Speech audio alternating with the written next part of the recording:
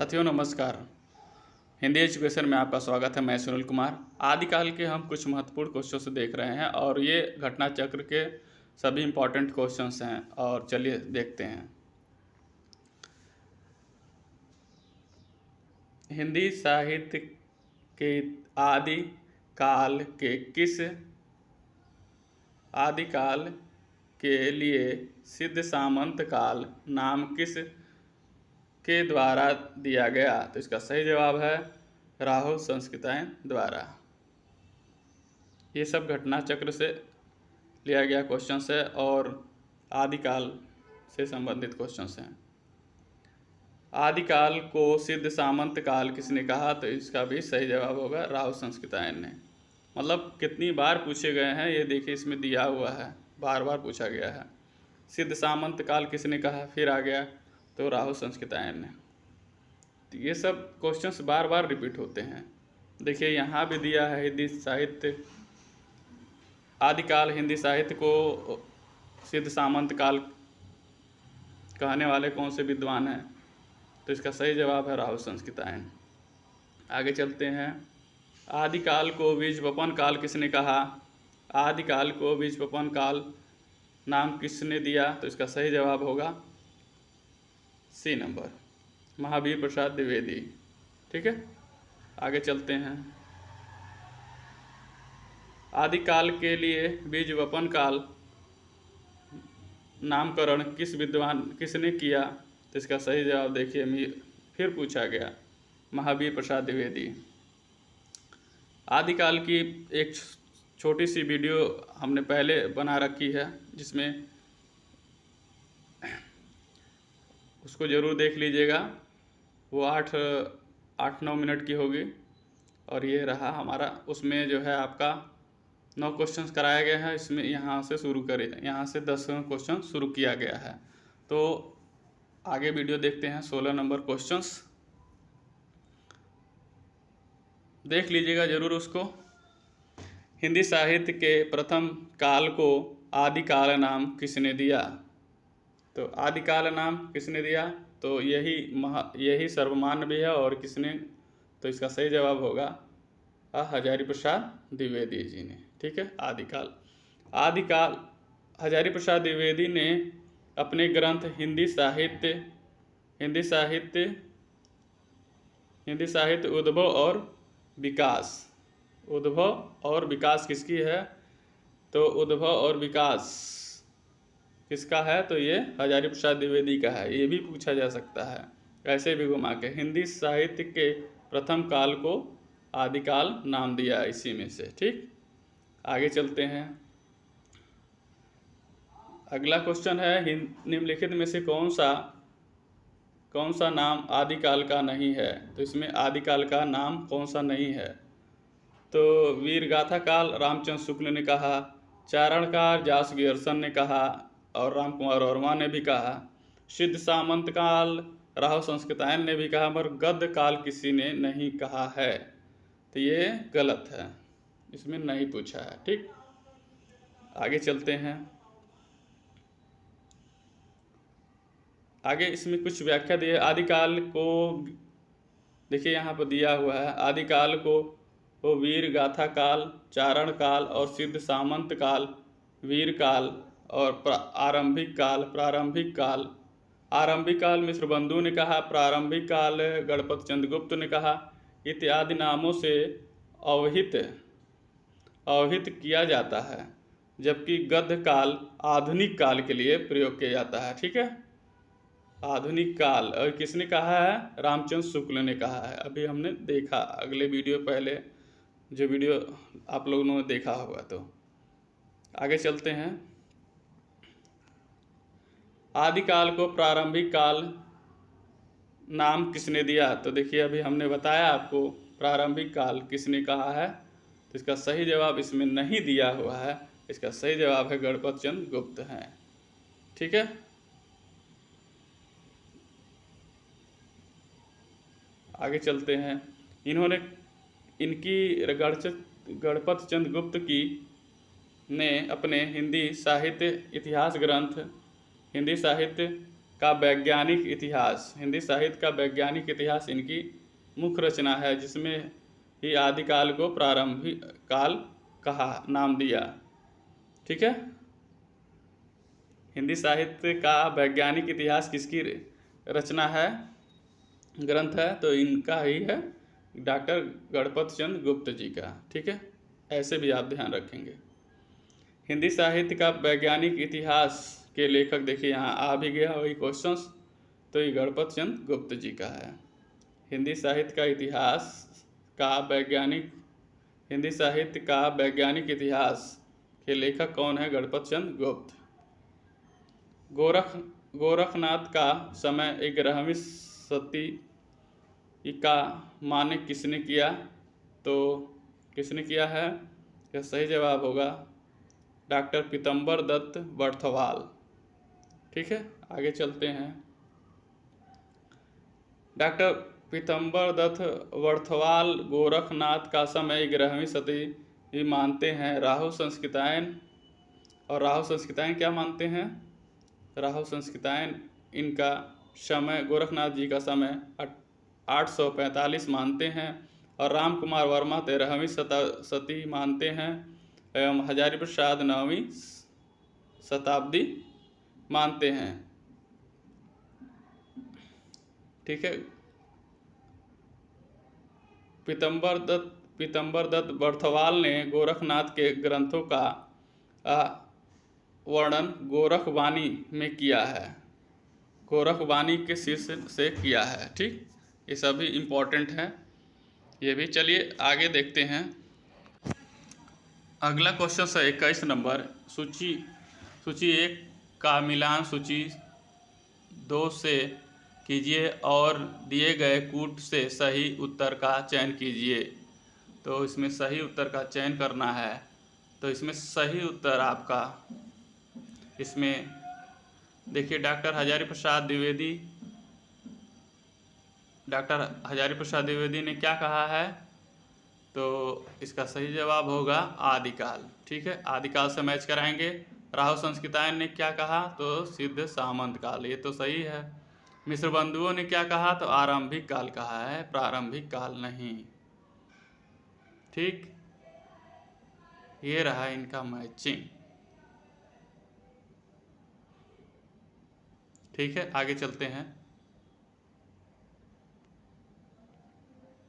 आगे यहाँ दिया भी है, देखिए अच्छे से। आचार्य रामचंद्र शुक्ल वीर गाथा काल, हजारी प्रसाद द्विवेदी आदिकाल, राहु संस्कृतायन सिद्ध सामंत काल, मिश्र बंधु आरंभ काल। यहाँ वही जो है यहाँ पर गलत दिया था। ठीक है, जो यहाँ पर देखिए व्याख्या भी नोट, हिंदी साहित्य के आदिकाल को गणपत चंद्र गुप्त ने प्रारंभिक काल कहते हैं, जबकि मिश्र बंधु ने इसे आरंभिक काल कहा है। ठीक है, आगे चलते हैं। निम्न में से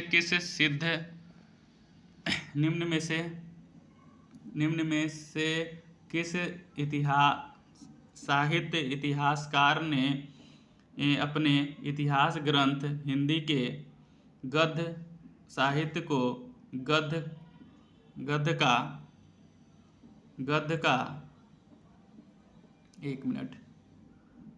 का आविर्भाव, गद्य का प्रवर्तक, गद्य का प्रचार और गद्य की वर्तमान गति नाम खंडों से विभक्त करके विवेचित किया है।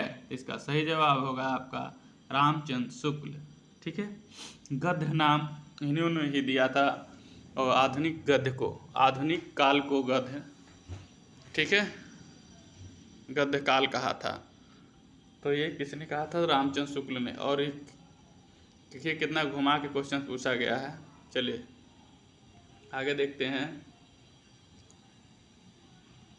यहाँ पर देखिए रामचंद्र शुक्ल ने अपने इतिहास ग्रंथ हिंदी के गद्य साहित्य को इस प्रकार विभक्त किया है।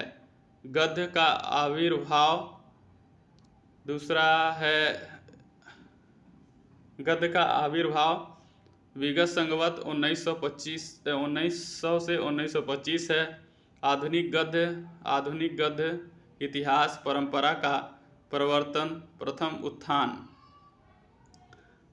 विगत संवत 1925 से 1950। ठीक है। गद्य साहित्य का प्रचार, द्वितीय उत्थान विगत संवत 1950 से 1975। ठीक है। गद्य साहित्य की वर्तमान गति, तृतीय उत्थान विगत संवत 1975 से अब तक है। ठीक है। आगे चलते हैं। डॉक्टर राम कुमार वर्मा ने हिंदी साहित्य का प्रारंभ कब से माना है? डॉक्टर राम कुमार वर्मा ने हिंदी साहित्य का आरंभ कब से माना है? तो इसका सही जवाब होगा 693। आगे चलते हैं।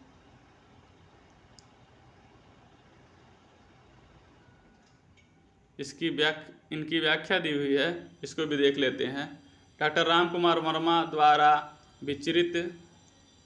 विरचित हिंदी साहित्य का आलोचनात्मक इतिहास 1938 में प्रकाशित हुई।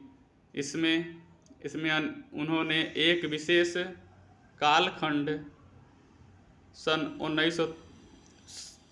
693 से 1693 तक रचित हिंदी साहित्य का विवेचन किया।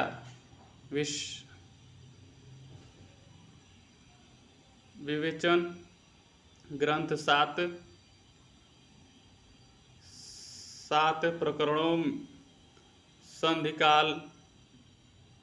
प्रकरणों, संधिकाल, चारणकाल, भक्तिकाल की अनुक्रमणिका,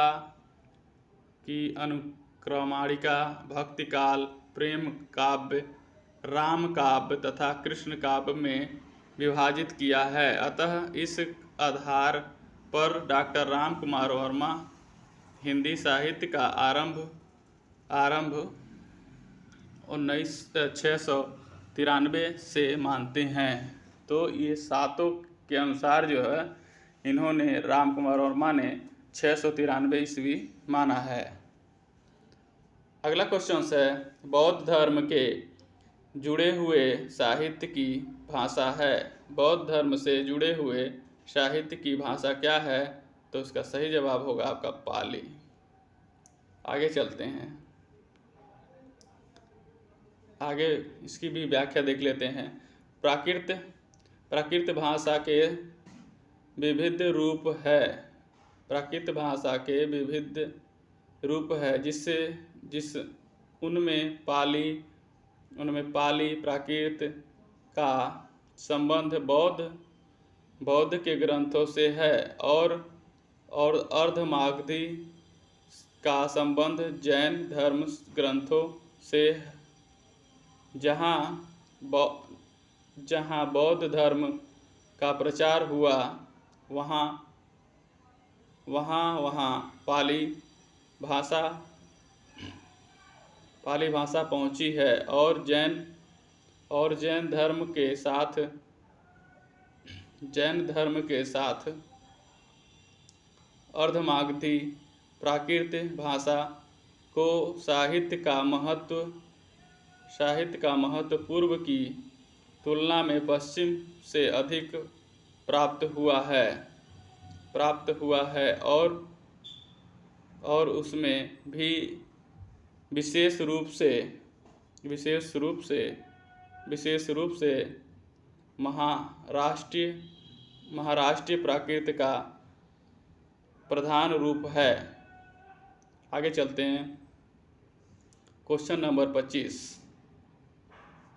हिंदी निम्नलिखित में से अपभ्रंश प्रभावित हिंदी रचना कौन सी है?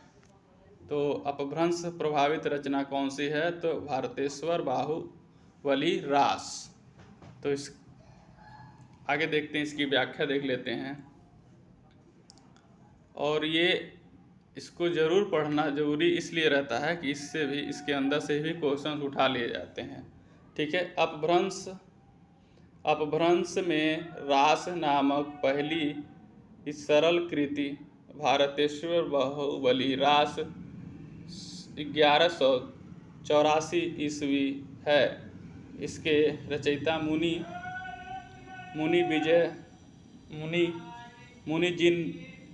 मुनि जिन विजय ने इस ग्रंथ को जैन साहित्य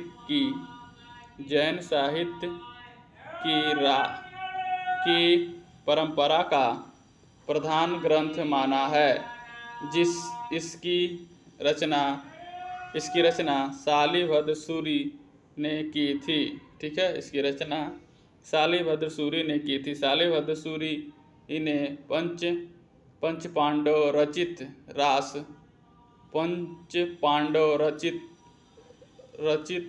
रास भी रचना की। कुमार रासों के 43 छंद प्राप्त हुए हैं।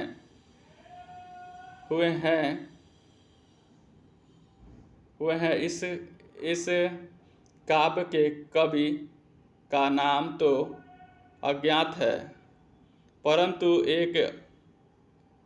एक स्थान पर दलपत विजय शब्द देखकर आलोचकों ने अनुमान लगा लिया कि दलपत विजय की रचना कुमार रासो कवि हैं।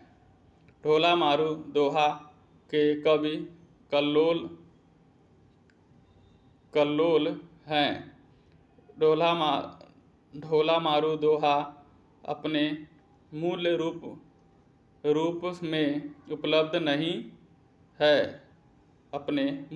में उपलब्ध नहीं है।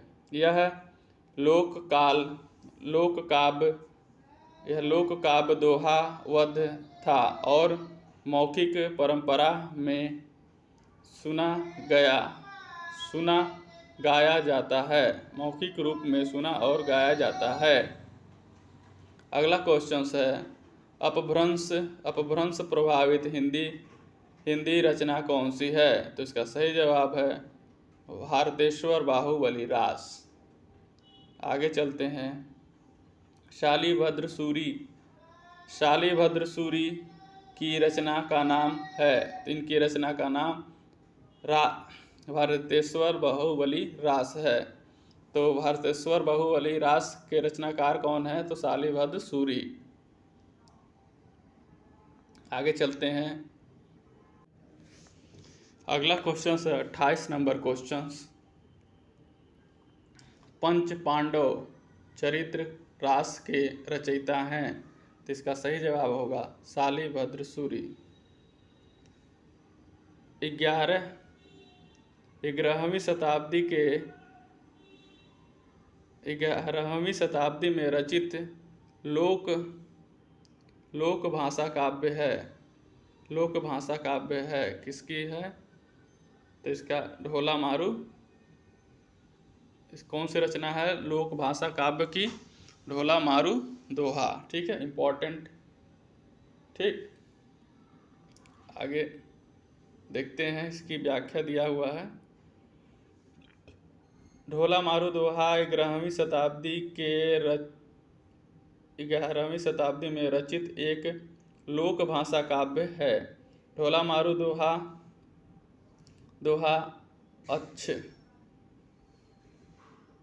अच्छई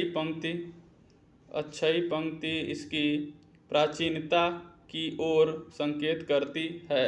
मूलतः दोहा में रचित इस लोक काव्य को 17वीं शताब्दी में कुशल राय वाचक के कुछ चौपाइयाँ जोड़कर विस्तार किया गया है। ठीक है, आगे चलते हैं। अपभ्रंश शब्द का सबसे पहले उल्लेख किसने किया? अपभ्रंश शब्द का सबसे पहले उल्लेख किसने किया? इसका सही जवाब है पातंजलि ने। ठीक है। अपभ्रंश शब्द का सबसे पहले ये उल्लेख महाभाष्यकार पातंजलि ने किया,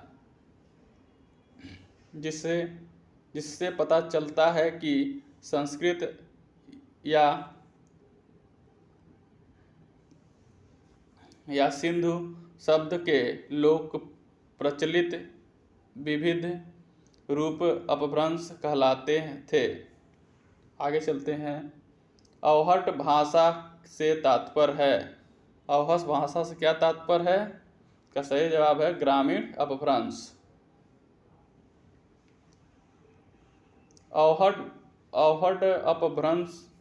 अवहट अपभ्रंश शब्द का विकृत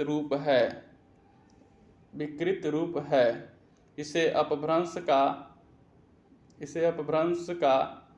अपभ्रंश या पर्वतीय अपभ्रंश कह सकते हैं। अवहट अपभ्रंश एवं आधुनिक भारतीय आर्य भाषाओं के बीच की संक्रमणकालीन या संक्रांतिकालीन भाषा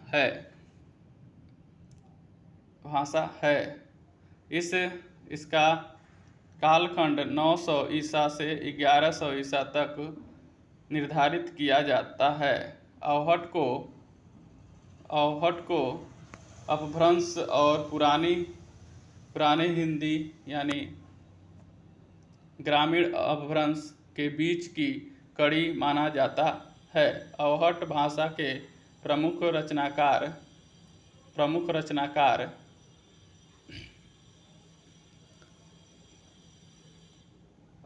अब्दुल रहमान संदेश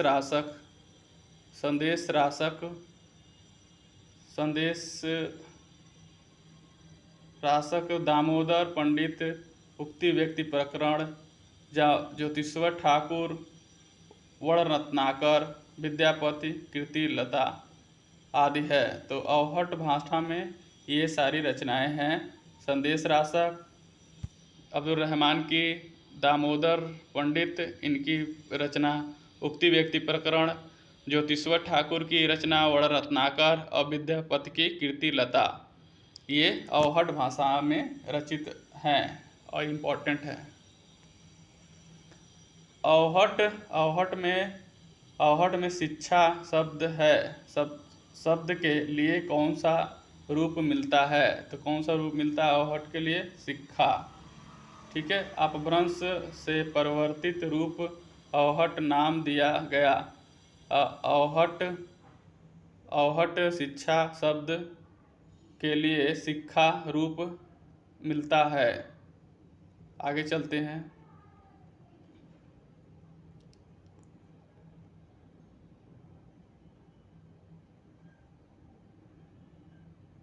अगला क्वेश्चन है, राहु संस्कृतायन के अनुसार चर्या गीत और दोहा कोश की रचना करने वाले पहले बौद्ध सिद्ध हैं। कौन है? तो इसका सही जवाब है सरहपाद जी हैं। सरहपा। ठीक है। इसकी भी कुछ व्याख्या दी है।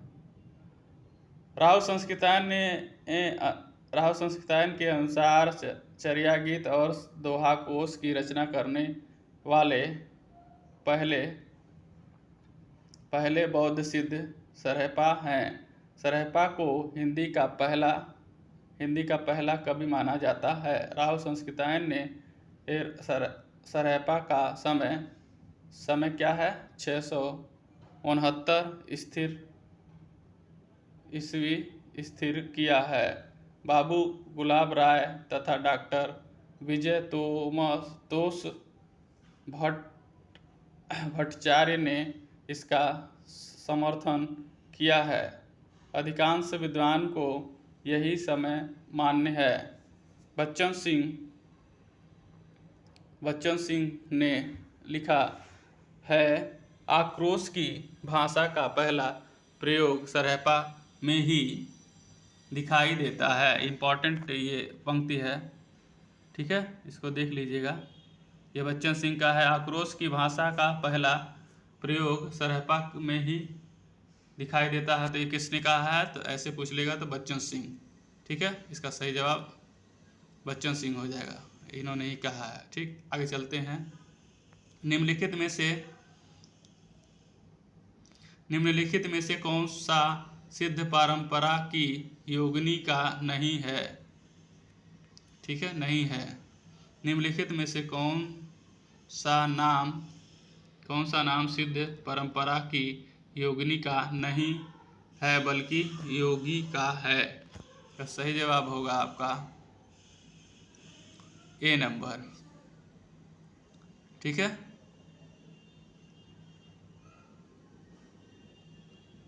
पुतलीपा देखिए 21 में पूछा गया है। ये सब पूछे ही क्वेश्चंस हैं और इम्पोर्टेंट हैं। ये घटना चक्र है और इसका पार्ट टू पार्ट करा देंगे तो सही रहेगा, क्योंकि एक बार में वीडियो बहुत लंबी हो जाएगी, ठीक है। और इसको ज़रूर आप लोग देख लेंगे, लाइक शेयर करेंगे। वीडियो अच्छी लगी तो लाइक शेयर जरूर करेंगे। व्याख्या है इसकी। सिद्ध साहित्य आदिकालीन हिंदी साहित्य की एक प्रमुख काव्यधारा है। सिद्धों की कुल संख्या 84 मानी जाती है, जिसमें मणिभद्रपा, लक्ष्मीकरा तथा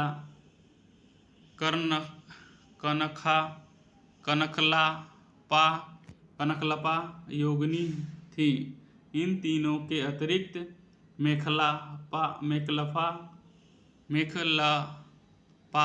भी सिद्ध योगिनी थी। इस 84 सिद्धों में 4 महिलाएं थीं, जिसमें ये चारों हैं। पुतलीपा भी सिद्ध कवि थे, जो शूद्र वर्ण माने जाते हैं। अधिकांश साहित्य इतिहासकारों के अनुसार हिंदी के प्रथम कवि हैं। तो प्रथम कवि कौन है, सरहपा जी हैं। अधिकांश में सरहपाद, ठीक है, सरहपाद।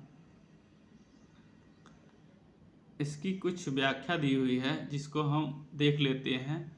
यहाँ से भी क्वेश्चंस उठाए जा सकते हैं, तो इसको देख लिया जाए।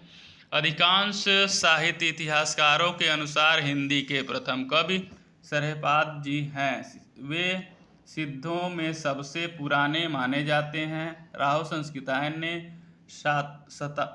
7वीं शताब्दी ईस्वी के सरहपाद को हिंदी का प्रथम कवि माना है। उनका मूल नाम राहुल भद्र था और उनके सरहपा सरोजवज्र पद तथा पदब्रज नाम से भी मिलते हैं।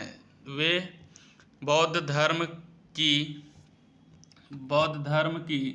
ब्रजयान और सहजयान, ठीक है, ब्रजयान और सहजयान के प्रवर्तक तथा 84 सिद्धों में से एक थे। उनकी कविता में अपभ्रंश का साहित्य रूप छूट गया है।